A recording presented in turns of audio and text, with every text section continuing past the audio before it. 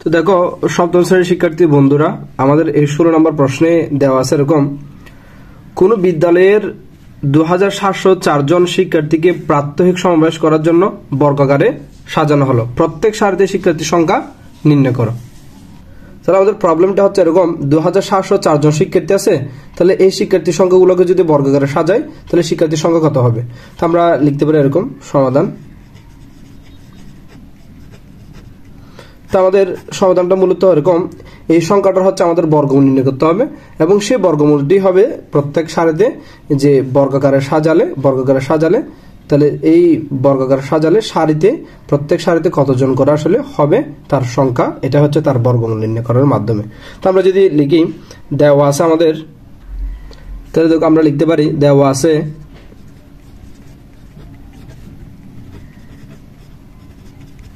শিক্ষার্থীর সংখ্যা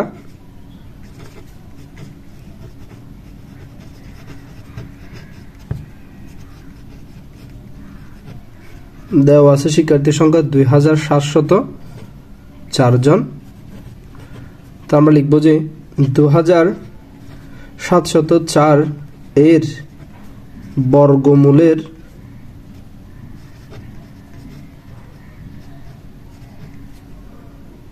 সংখ্যাই হবে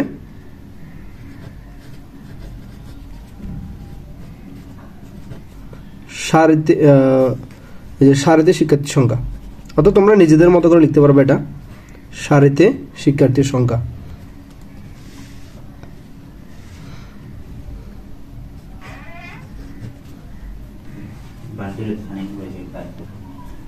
শিক্ষার্থী সংখ্যা, তাহলে আমরা বর্গমূল নির্ণয় করি এবার। তো দেখো বর্গমূল আমি বাঘের সাহায্যে দেখাচ্ছি, যেটা ইজি হয় তোমাদের জন্য। উৎপাদকের সাহায্যে তোমরা চালু করতে পারো। তো আমি এদিক থেকে এক জোড়া মিলালাম, এক জোড়া। তারপর হচ্ছে আমাদের প্রথম জোড়াটা নিয়ে কাজ করতে হয়। তাহলে দেখো প্রথম এই জোড়াটা নিয়ে যদি আমরা কাজ করি, এটা হয় বর্গ সংখ্যা হতে হবে, না হয় তার পূর্ববর্তী সংখ্যাটা বর্গ সংখ্যা হতে হবে। তো আমাদের 27 বর্গ সংখ্যা নয়, তার পূর্ববর্তী সংখ্যা হচ্ছে 25 বর্গ সংখ্যা। তাহলে 25 নিলাম এবং 25 এর বর্গমূলটা হচ্ছে আমাদের এখানে বসাতে হয়। 25 এর বর্গমূল হচ্ছে 5। এবার 27 থেকে 25 বাদ দিলে হচ্ছে 42, দেন আর জোড়া নামালাম 04। এরপর হচ্ছে আমাদের 5 এর ডাবল এদিকে আনতে হয়। 5 এর ডাবল হচ্ছে আমাদের কত? 10। এবার 5 এর ডাবল আমরা এদিকে 10 নিয়ে আসলাম। দেন আমরা এই যে 10 এর পাশে হচ্ছে বিভিন্ন সংখ্যা বসিয়ে দেখবো, যেমন 1 বসালে হচ্ছে 1 দ্বারা গুণ করলে 101, বাট আমার আছে 204, একটু বড় আছে, সেটা আমরা যদি 10 এর পাশে 2 বসাই এবং যদি 2 দ্বারা গুণ করি, দেখো 2 দুগুণে 4, 2 0 0, 2 1 2, তাহলে 204 চলে আসে না, বরাবর মিলে যায় না। তাহলে এই জায়গায় যদি আমরা 2 বসাই এবং এখানেও যে আমাদের মূল ভাগফলটা আসবে সেখানেও আমাদের 2 বসা দিতে হবে।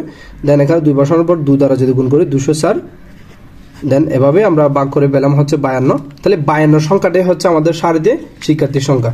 সুতরাং প্রত্যেক সারিতে শিক্ষার্থীর সংখ্যা হবে যেরকম, সুতরাং প্রত্যেক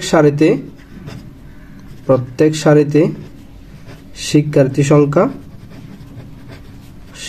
সংখ্যা সমান 52 জন। এটা আমাদের আনসার।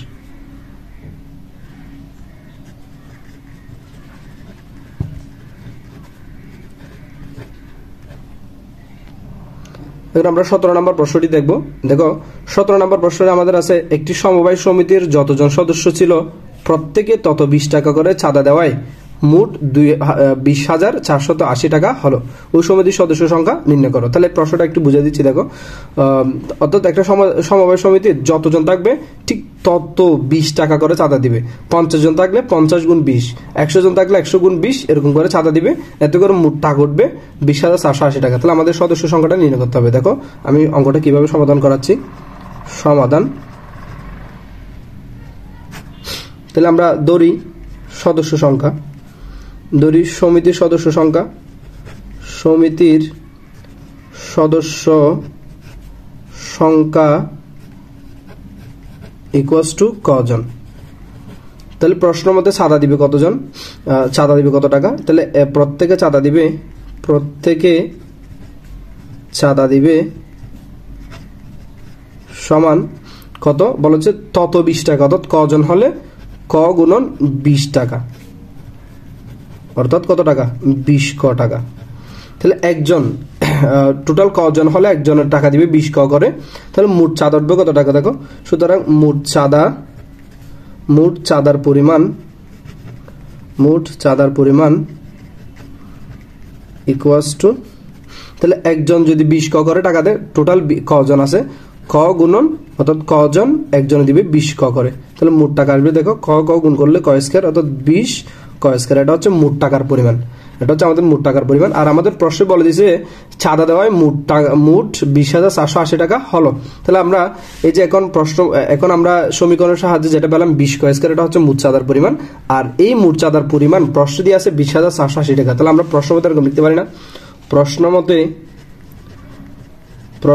মতে 20 ক স্কয়ার অর্থাৎ মোট চাঁদার পরিমাণ ইকুয়ালস টু 20,480, যেহেতু প্রশ্নই বলে দিয়েছে মোট চাঁদার পরিমাণ এত, আর আমরা ক ধরে পেলাম 20 ক স্কয়ার, তাহলে 20 ক স্কয়ার টু 20,480, দেন ক স্কয়ার সমান কত দেখো, ক square equals to 20,480 divided by 20, অর্থাৎ এটাকে 20 দ্বারা ভাগ করলাম। তো 20 দ্বারা ভাগ করলে কত হয় দেখো,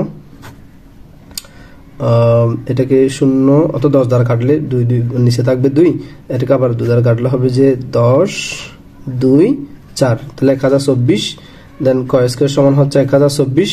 এরপর আমরা যদি উভয়কে বর্গমূল করে দিই, তাহলে ক সমান এবার বের হবে এটাকে 1024 এর বর্গমূল। তো 1024 এর বর্গমূল আমি তোমাদের একটু শর্টকাট করে দিচ্ছি। 1024 আমরা যদি এক জোড়া মিলাই, তাহলে প্রথম জোড়াটার মধ্যে দেখতে হবে, প্রথম জোড়াটার মধ্যে আমাদের কত দিয়ে ভাগ যায়, তো 3 তারিখে হচ্ছে 9, তাহলে আমরা 10 থেকে 9 বাদ দিলে 124 নিলাম, 3 এর ডাবল হচ্ছে 6 নিলাম।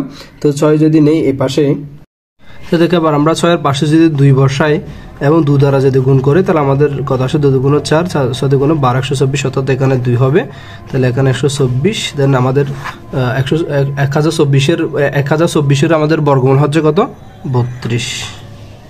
যেহেতু আমরা কটা হচ্ছে তোমার সমিতির সদস্য সংখ্যা ধরে নিচ্ছে, আমাদের সদস্য সংখ্যা নির্ণয় করতে বলছিল, সুতরাং আমরা বলতে পারি সুতরাং নির্ণেয় সদস্য সংখ্যা ইকুয়ালস টু 32 জন। এ হচ্ছে আমাদের আনসার।